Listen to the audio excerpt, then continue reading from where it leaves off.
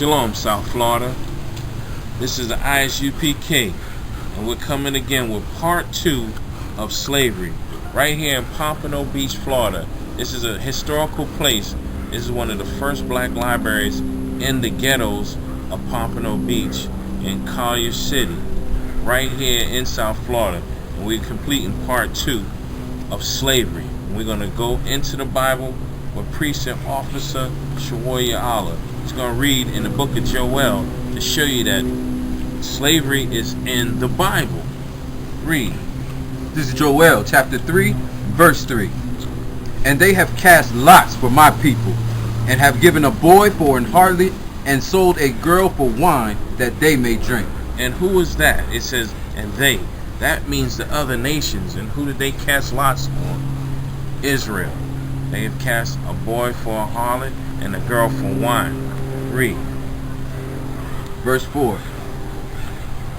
Yea, and what have ye to do with me, O Tyre and Zidon? And who is Tyre and Zidon? Those are two African cities. Those are the Africans that partake in the slavery against the children of Israel. Read. And all the coast of Palestine. Will Tyre and Zidon. Read. Yea, and what have ye to do with me, O Tyre and Zidon, and all the coast of Palestine? And all the coast of Palestine is the Muslims, the Arabs. Okay, Palestine is that nation of people that were partakers, coming straight out of the Bible. These are biblical facts that Africans, Tyre and Sidon, and all the coast of Palestine, they were partakers in our slavery. So Arabs were partakers in our slavery, and who else? Will ye render me a recompense? And if ye recompense me swiftly and speedily, will I return your recompense upon your own head.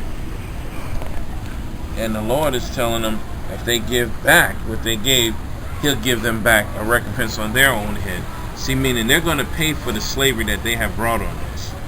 But we're here today in South Florida to show you that in the Bible, we can prove that the children of Israel went into slavery, and they were brought to slavery here also in the Americas by the hands of the Africans, the Arabs, and the so-called white men. When you read in Joel, it tells you the Grecians. Get that. Joel chapter 3 and verse 6. We jump down a couple verses there. The children also of Judah and the children of Jerusalem have ye sold unto the Grecians. That's who the Africans and the Arabs sold us to. That's how the slave trade began. By the Africans and the Arabs gathering us up, taking us to the coast, and selling us to the Grecians. But we're going to get out of this book by William Loring Katz called Black Indians. This book here, and page 13 and 14, and also in page 26, we want about the slave trade. Check, double check. Alright, we're going to read in this book and tell you in the Americas and in Europe who began the slave trade. Look at 25, 26 right. Let's go to, when he gets to page 26, right here in the beginning, show him what it says. It says, it began with Columbus. Turn that and pull it close up. Okay, and Black Indians. Read that lighting right there. Alright. For the people of the Americas, the arrival of Columbus was hardly a blessing. On his first day, October 12, 1492, the explorer wrote in his diary, I took some of the natives by force. Wait a minute. I thought the slavery wasn't harsh. Read that again. He said he did what? I took some of the natives by force. Columbus took the natives by force. See, the word slavery doesn't mean delicate and innocent without harm. It means by force. No one wants to be a slave voluntarily or willingly. Read. He later found the original inhabitants to be tractable, peaceable, and concluded that there is not in the world a better nation.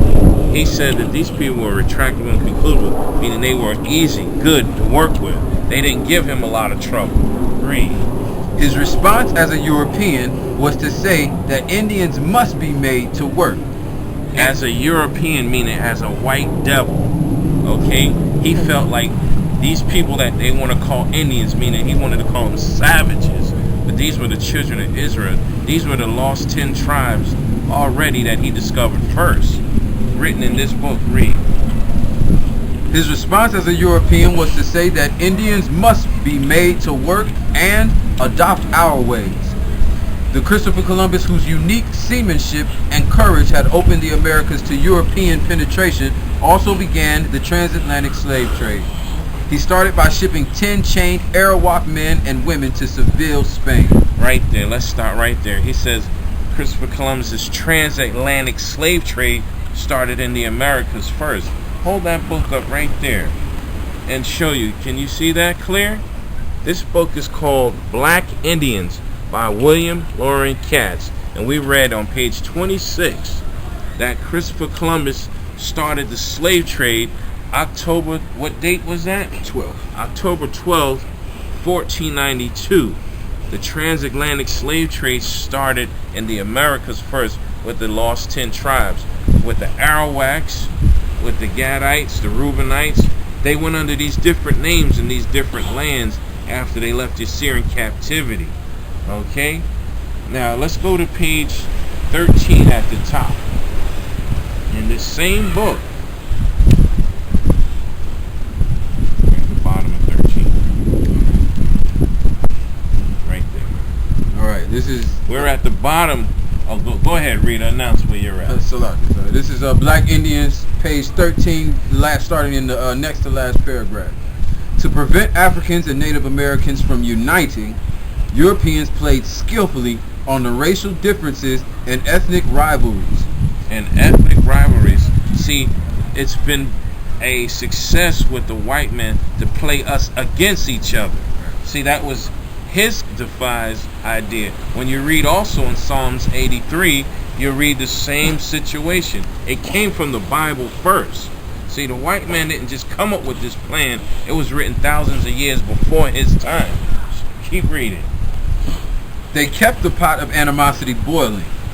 Whites turned Indians into slave hunters and slave owners, and Africans into Indian fighters. Light-skinned Africans were pitted against dark-skinned, free against enslaved, black Indians against pure Africans or pure Indians. Those who have put history into books have emphasized differences between Africans and Native Americans. For example, they have stressed that Europeans encountered Indians as distinct individuals and members of proud nations, and Africans as nameless slaves. You see how they devised these cunning plans against us? That's it on that right there. The white man is the devil. That's right. See, he's deceived the very elect. Okay? He's deceived the chosen people. Okay? And out of these books that were written and put in black and white institutions, we find out these facts. But let's find out more. We have here from Norman Yetman. Okay? Here, face it right here. This is from Norman Yetman. And this book is called Voice from Slavery. We're going to read out of this book here. We're going to have Priest Royale read out of this book here on page, let's see,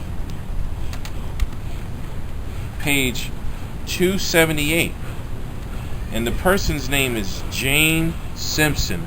This is a memoir of a slave, and this story was written down. We're going to find out some more information on slavery. If you read that, we're just gonna casually read from the top, and then we're gonna stop. Okay. I was born more than 90 years ago down in Burkesville, Kentucky. My memory not so good because I've been sick more than 20 years, so I might tell my stories scattering light.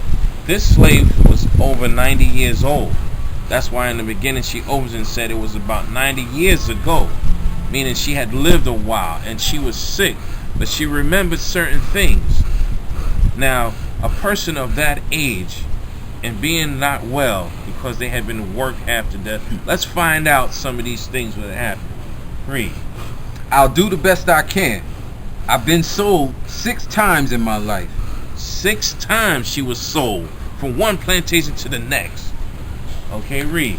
First to Chris Ellis, second to John Emerson, and my third owner was Jesse Cook. I wasn't old enough to be much help till I come the property of Marsh Cook. Then I was big enough to pick up chunks in the field, set brush heap afire, burn up rubbish, pull weeds, and delight. He sold me to Dr. Hart around the age of 10 to be his house girl. The doctor kept me till the Civil War was in the air and they started running the slaves to Texas because they thought Yankees couldn't make it plumb to Texas, but they did. By the time we got as far as the Crawler's Ridge, peace was declared. Alright, and that's her life story. And this is our time at ISUPK in South Florida, in Pompano Beach, in the ghetto, at a historical library where these books can be found and located and read in the very South Florida with Priest Paul Puas. We're going to have part 3 also now, because we had